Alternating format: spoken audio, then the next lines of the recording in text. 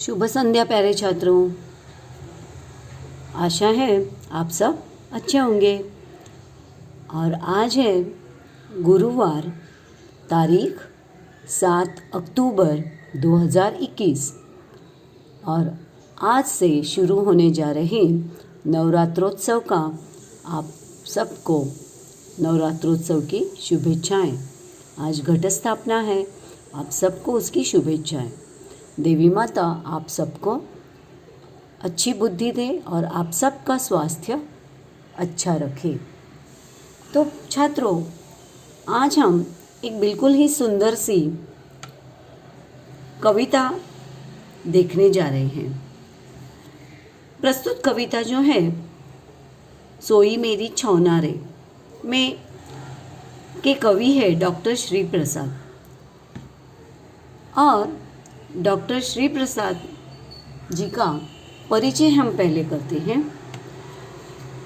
Doctor Shri Prasad ji का जन्म 5 जनवरी 1932 को पारना, आगरा, उत्तर प्रदेश के आगरा में हुआ। इनकी साहित्यिक रचनाएं हैं खिड़की से सूरज, आरी मतलब किसी लड़की से री बोलते हैं वहाँ के भाषा में, तो री मतलब आ जाओ, किसी लड़की को बुलाया है।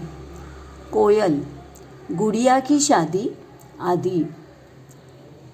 आपका परिचय है, आपने विपुल मात्रा में बाल साहित्य का सृजन किया है, निर्माण किया है। डॉक्टर श्री प्रसाद जी ने प्रस्तुत कविता में लोरी के माध्यम से माँ का वात्सल्य भाव प्रकट किया है। जैसे मराठी में हम अंगाई गीत बोलते हैं ना, उसी को हिंदी में कहते हैं लोरी, तो ये एक लोरी है। प्रस्तुत कविता सोई मेरी छौना में कवि ने लोरी के माध्यम से माँ का वात्सल्य भाव प्रकट किया है। जो अनेक भाव होते हैं उनमें ममता, वात्सल्य, यह भी एक भाव होता है। जैसे क्रोध, हर्ष, उल्लास, आश्चर्य, घृणा, नफरत, इस प्रकार के जो तरह तरह के भाव होते हैं, उनमें माँ का जो भाव होता है अपने बच्चे के प्रति, वो वात्सल्य का भाव है।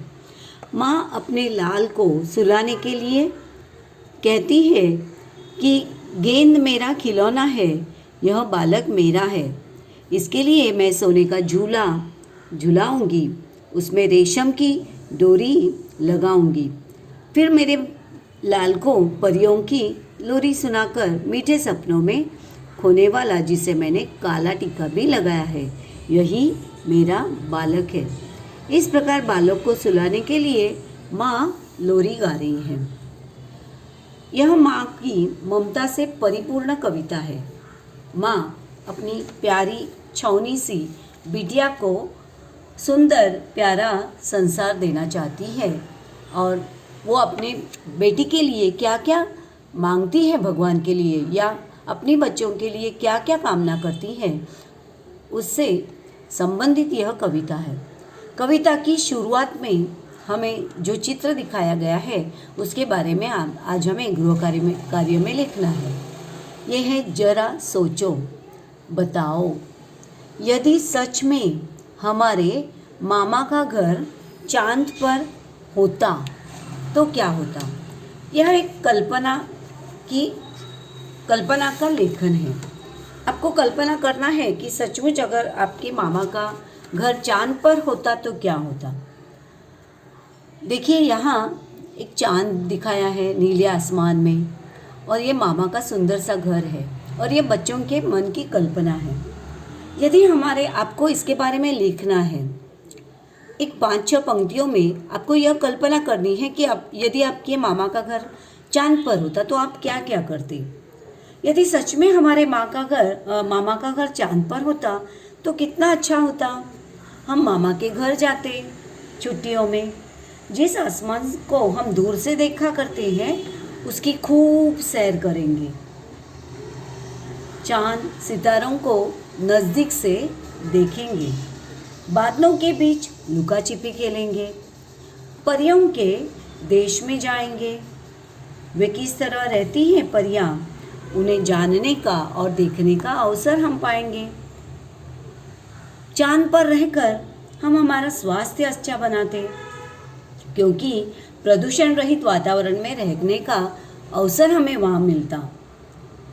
हमारी प्यारी धरती जो है वो प्रदूषण के कारण दिन ब दिन रहने के अयोग्य होती जा रही है, खराब होती जा रही है।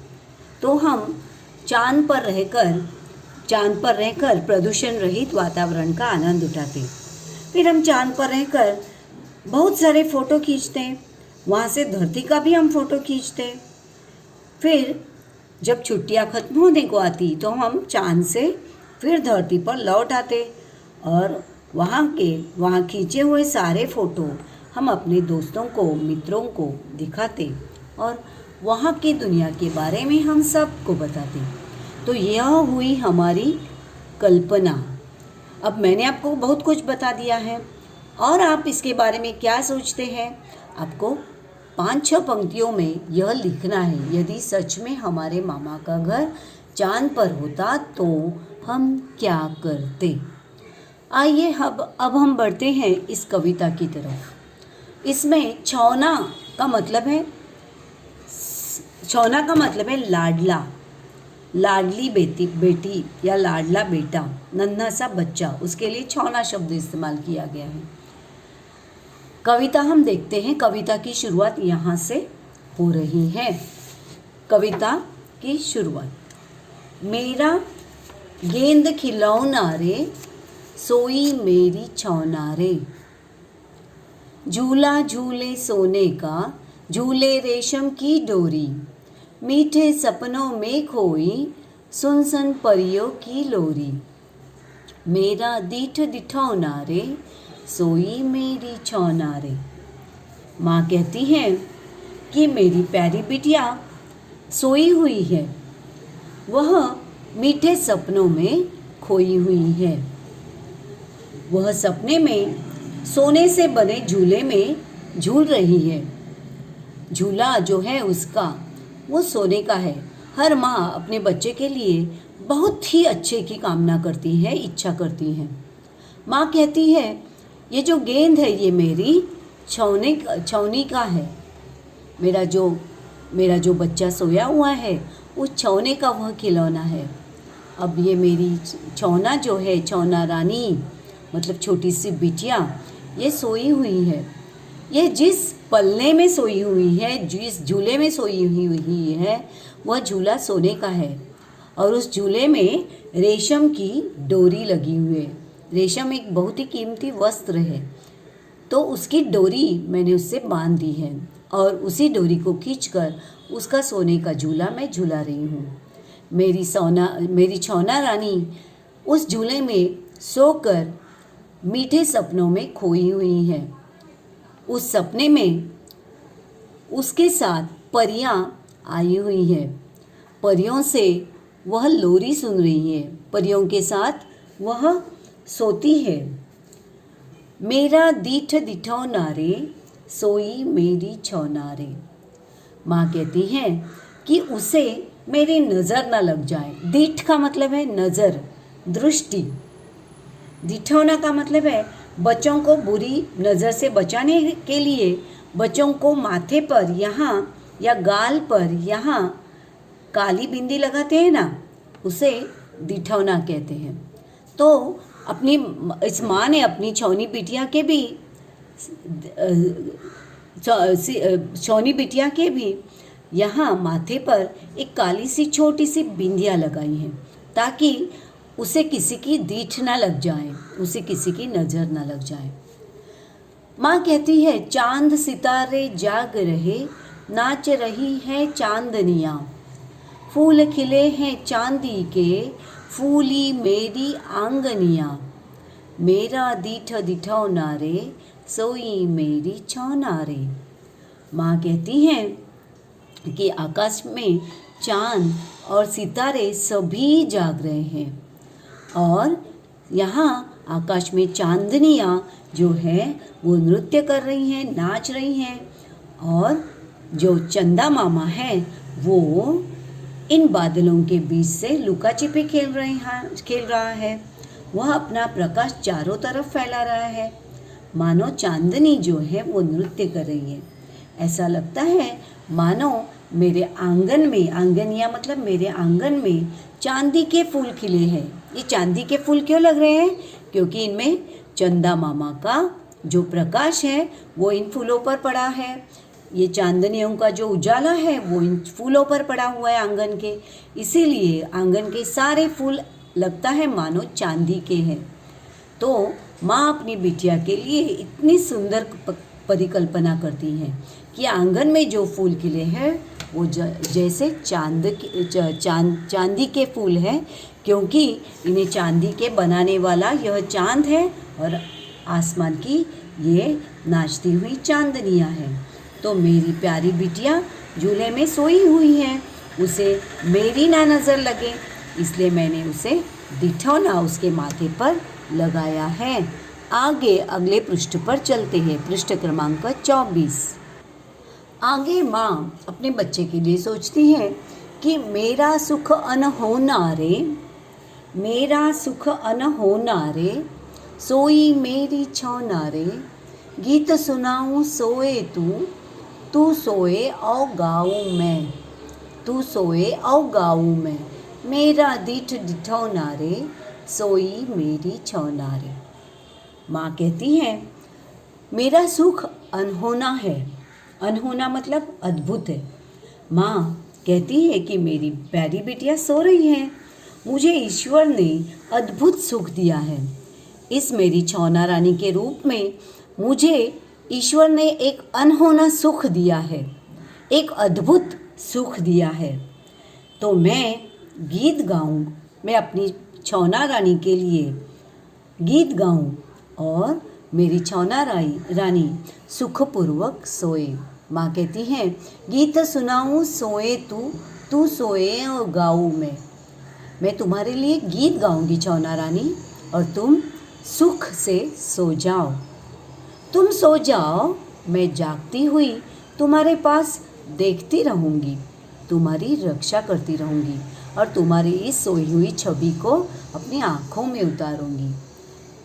कहीं तुम्हारे इस सुंदर से चेहरे को मेरी नज़र न लग जाए, इसलिए मैंने तुम्हें यहाँ माथे पर दिठौना लगाया है।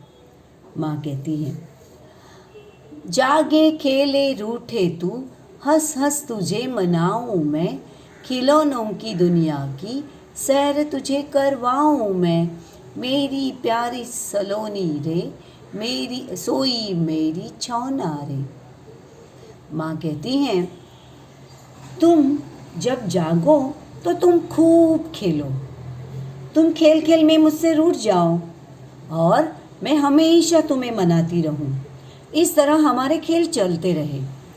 मेरी प्यारी बिटिया अब तुम सुख से सो जाओ, लेकिन जब तुम्हारी नींदियाँ खुल जाए, जब तुम जागोगी, तब तुम और हम दोनों एक साथ खेलेंगे। खेल खेल में तुम मुझसे रूठ भी जाया करो, और अगर तुम रूठ जाओगी तो मैं हंस हंस कर अच्छी हंसी मजाक की बातें सुनाकर तुम्हें मना लूँगी। तुम्हें ऐसी दुनिया की सैर कराऊंगी जहाँ ढेर सारे खिलौने होंगे, ढेर सारे तुम्हारे पसंदीदा खिलौने होंगे, और उस दुनिया की मैं तुम्हें सैर कराऊंगी। तुम मेरी सुंदर प्यारी बिटिया हो, मेरी प्यारी बिटिया सोई हुई है और तुम्हें मेरी नज़र न लग जाए, ऐसी मेरी प्यारी सी सलोनी मतलब सुंदर सी बिटिया रानी है। इस तरह माँ अपनी बिटिया के लिए लोरी गाती है। अब हम इस लोरी को गा कर पढ़ेंगे। उससे पहले हम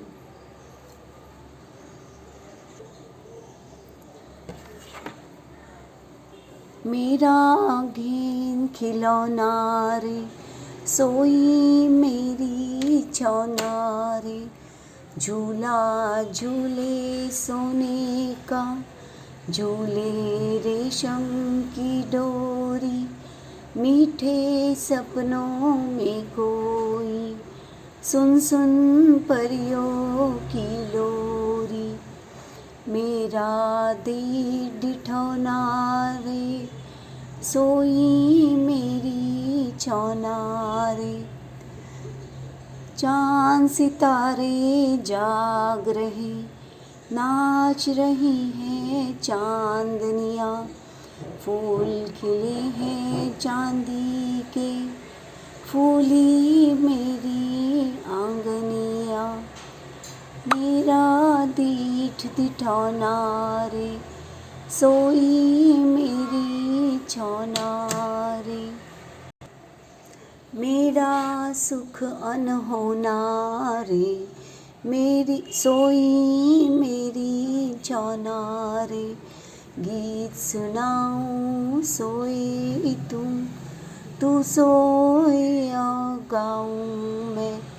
मेरा दिल डिठौना रे, सोई मेरी छौना रे। जागे खेले रूठे तू, हंस हंस तुझे मनाऊं मैं। खिलौनों की दुनिया की सैर तुझे करवाऊं मैं। मेरी प्यारी सलोनी रे, सोई मेरी छौना रे। कैसी लगी आपको ये कविता? उम्मीद है कि आपको ये कविता ज़रूर अच्छी लगी होगी। आपको यह कविता मौखिक परीक्षा में गाकर सुनानी है। बच्चों, एक बात मैं आपको अब बता देती हूँ। अब 21 तारीख से हमारी परीक्षा शुरू होने जा रही है और उस परीक्षा के लिए 10 गुणों की मौखिक परीक्षा मैं 11 अक्टूबर मतलब अगले सोमवार को लूँगी। अगले सोमवार को आपको सिर्फ क्या करना है? अगले सोमवार को आपको हमारी पाठ्य पुस्तक से आज तक पढ़ी हुई किसी भी कविता को गाकर उसका आपको क्या करना है? वीडियो बनाना है। और इस वीडियो को आपको पहले अपने घर के ही किसी व्यक्ति के मोबाइल पर भेजना है ताकि वो पूरी तरह से पहुंच जाए, उनकी तरफ अपलोड हो जाए। और फिर उसे अपनी अपनी कक्षा की ग्रुप पर भेजना है। कविता कौन कौन सी हमने आज तक देखी है? एक तो थी बसंती हवा, फिर उसके बाद थी नदी कंधे पर, और तीसरी है सोई मेरी छौना रे।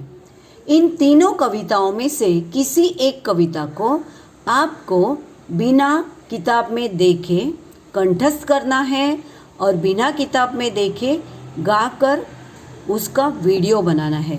और उस वीडियो को आने वाले सोमवार को 11 तारीख को सुबह 9 बजे से 5 बजे तक, जी हाँ, सिर्फ सुबह 9 बजे से, या उससे पहले भी चलेगा, सुबह 7 बजे से शाम 5 बजे तक ही अपनी कक्षा के ग्रुप पर भेजना है। उस वीडियो के नीचे आपको लिखना है आपका नाम और विषय हिंदी तोंडी परीक्षा या मौखिक परीक्षा, ये शब्द आपको लिखने हैं। ये इसलिए ताकि मैं मेरे हिंदी के वीडियो अच्छी तरह से पहचान सकूं और सिर्फ उन्हीं को ओपन करके डाउनलोड कर सकूं। इसीलिए आपको अगले सोमवार को आपकी मौखिक परीक्षा के वीडियो भेजने हैं हमारे ग्रुप पर। मौखिक परीक्षा के वीडियो जो आप भेजेंगे उसमें जो कविता आप गाएंगे उसे बिना देखे आपको गाकर सुनाना है। और उस वीडियो में आपका जो पोशाक होगा, पहराव जो होगा, वो चाहे तो आप यूनिफॉर्म ना पहने, गणवेश ना पहने, लेकिन ढंग के कपड़े आपके शरीर पर होने चाहिए। और शांत वातावरण में आपको उस वीडियो को क्या करना है? बनाना है। याद रखें, 6 बजे से मराठी का पीरियड और हिंदी का पीरियड शुरू होने जा रहा है, इसलिए आपको अपने वीडियो सिर्फ उसी दिन मतलब सोमवार को 11 अक्टूबर को सुबह 7 बजे से लेकर शाम 5 बजे तक ही भेजने हैं। उसके बाद आपको वो वीडियो नहीं भेजने हैं, किसी कारणवश अगर आपका वीडियो उससे इस टाइम के बीच में नहीं पहुंच पाया तो आपको वो वीडियो उसके बाद मेरे पर्सनल नंबर पर ही भेजना है, ग्रुप पर नहीं। फिर भी कृपया आप इस वीडियो को 7 से लेकर 5 बजे तक ही भेजें और अपने ग्रुप पर ही भेजें, तो उसमें मुझे आसानी रहेगी। अब हम अपने गृह कार्य की तरफ बढ़ते हैं। हमारे गृह कार्य में पहले तो हमें यह प्रश्न करना है, ज़रा सोचो बताओ, यदि सच में हमारे मामा का घर चांद पर होता तो। इसके बारे में हमें 5 से 6 पंक्तियों में लिखना है। अब हम व्याकरण के इस महत्वपूर्ण भाग की तरफ बढ़ते हैं। भाषा की ओर, इसका नाम होगा भाषा की ओर। हिंदी मराठी के समोच्चारित शब्दों की अर्थ भिन्नता को बताओ और लिखो। बीच में समोच्चारित शब्द दिए हैं, दोनों तरफ बाण किए हुए हैं। समोच्चारित मतलब जिसका उच्चारण समान हो। हिंदी में भी यह शब्द है और मराठी में भी यह शब्द है, लेकिन मराठी में इसका अर्थ अलग होगा और हिंदी में इस शब्द का अर्थ अलग होगा। तो कल, सही, खोल, आई, परत, इन शब्दों के मराठी में अर्थ क्या बनते हैं ये लिखना है और हिंदी में अर्थ क्या बनते हैं ये हमें लिखना है। ये प्रश्न परीक्षा में भी हमेशा पूछा जाता है। आइए अब हम इन शब्दों के मराठी अर्थ पहले देखते हैं। पहला शब्द है कल। कल का मतलब है पसंती। आपण म्हणतो ना, माझा कल जो आहे तो चित्रकलेच्या दिशेने आहे, किंवा बरेच आईवडील बोलताना आपल्याला दिसतात की माझ्या मुलीचा कल नृत्याच्या दिशेने आहे, म्हणजेच तिची आवड नृत्य आहे। कल असणे म्हणजे मराठीमध्ये आवड असणे, तो यहाँ हम लिखेंगे पसंती। अगला शब्द है सही। सही का मराठी अर्थ होता है स्वाक्षरी। तुम्ही म्हणता की नाही, बाबा माझ्या प्रगती पुस्तकावर सही करा। तुझ्या पालकांची सही आणलीस का अभ्यासाच्या खाली? ती सही म्हणजे इथे मराठी अर्थ लिहायचा स्वाक्षरी। तो सही का मराठी का अर्थ होता है स्वाक्षरी। खोल। खोल चा मराठी अर्थ होतो गहरा, खूप खूप खोल। एखाद्या विहिरीची खोली याला आपण म्हणतो खोल। खोल म्हणजे एखाद्या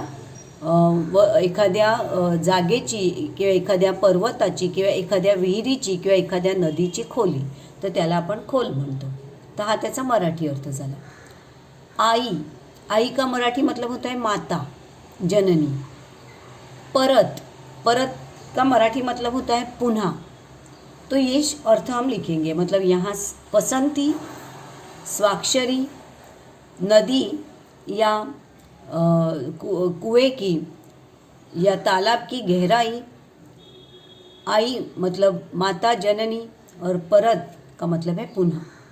अब हम इन्हीं शब्दों को हिंदी में का क्या मतलब होता है। ये शब्द हिंदी में भी होते हैं, तो इनके हिंदी अर्थ क्या होते हैं इनके बारे में देखेंगे। कल। कल का हिंदी अर्थ है आने वाला या बीता हुआ दिन। आने वाला दिन को भी हम हिंदी में कल कहते हैं और बीते हुए दिन को भी हम कल कहते हैं। सही का मतलब है ठीक ठीक, सत्य, बरोबर। खोल का मतलब है खोलना, खुलना, किसी चीज़ को या बक्से को खोलना। आई का मतलब है आना। आना का यह भूतकाली रूप है, आई। माँ बाजार से लौट आई, तो इसे हम आई कहते हैं। आई का आना का यह भूतकाली रूप। परत का मतलब है स्तर। किसी चीज़ को एक के ऊपर एक रखकर उनका जो स्तर बनता है, म्हणजे मराठीत ज्याला आपण थर म्हणतो त्याला हिंदीमध्ये स्तर असं म्हणतात। तो ये उनके समोच्चारित शब्दों का ये टेबल भी आपको लिखना है। शब्द वाटिका आपको लिखनी है। फिर यहाँ पर लक्कड़ बग्घा मतलब ग की पाई हटाकर उसे घा जोड़ा है। फिर यहाँ पर फ्लेमिंगो। अब फ्लेमिंगो जो है वो शब्द कैसे बना है, तो फ वर्ण जो है वो आधा हो गया है और उसमें ल मिलाया गया है। यहाँ पर गिद्ध शब्द कैसे जुड़ा हुआ है, ये संयुक्ताक्षर कैसे बना है, तो द को हलंत लगाया गया है, हल लगाया गया। फिर यहाँ ये एक संयुक्ताक्षर है, ये है मुर्गा या ड्रम। आप इसे हमने इससे पहले पढ़ा हुआ था कि संयुक्ताक्षर कैसे बनते हैं। ये भी संयुक्ताक्षर बनने की एक रीति है जिसमें र मिलता है मुंह और र में गा लगाया है, तो ये शब्द बना मुर्गा। ये ड में ड के बाद र मिला है उसमें, तो ये शब्द हुआ ड्रम। तो यहाँ पर एक शब्द है जानवरों की डॉक्टर, तो यहाँ पर क आधा होकर इसमें ट जुड़ा है, तो ये शब्द बना डॉक्टर। फिर यहाँ पे खड़ी पाई जो है वो हटाई गई, त की खड़ी पाई हटाकर इसमें ता जोड़ा गया, तो ये बना कुत्ता। फिर ये है टट्टू। टट्टू में क्या हुआ, ये पहले वाले ट में हल लगा और हल लगाकर उसमें टू जुड़ा है, तो ये हुआ टट्टू। इंद्रधनुष, ये संयुक्त अक्षर कैसे बना, तो द में र जुड़ गया, तो ये हुआ इंद्रधनुष। तो इस तरह आपको क्या करना है, यहाँ जो अक्षर दिए गए हैं इन अक्षरों को एक दूसरे से जोड़कर आपको यहाँ पर संयुक्ताक्षर युक्त शब्द बनाने हैं। मन में मतलब ऐसे शब्द बनाएंगे जिन शब्दों में यहाँ के अक्षर मिलाकर संयुक्ताक्षर बनने चाहिए, जो जिन शब्दों में एक ना एक संयुक्ताक्षर होना चाहिए। तो इसमें भी ऐसे कई संयुक्ताक्षर युक्त शब्द बन सकते हैं, जैसे पक्का, रक्त, रफ्तार, दफ्तर, ग्वाला, अग्नि, पत्थर, त्याग, मिथ्या, तथ्य। इस तरह के संयुक्ताक्षर युक्त शब्द आपको बनाने हैं। तो ये आपका होगा अगला गृह कार्य। उसके बाद आपका गृह कार्य होगा कविता की पंक्तियाँ पूरी करो। तो इस कविता की इन पंक्तियों को आपको पूर्ण करना है। उसके बाद मैं आपको इस पाठ पर आधारित कुछ प्रश्न भेजने वाली हूँ, उन प्रश्नों के उत्तर भी आपको लिखकर भेजने हैं। यहाँ पर एक और भाग आपको दिया गया है, जो कि यहाँ देखिए, हाँ, बताओ तो सही में, माँ को एक दिन की छुट्टी दी जाए तो क्या होगा। यदि माँ को एक दिन की छुट्टी दी जाए तो क्या होगा, ये आपको लिखना है कि माँ जो है वो हमेशा काम में व्यस्त रहती है, उसे कभी छुट्टी नहीं मिलती।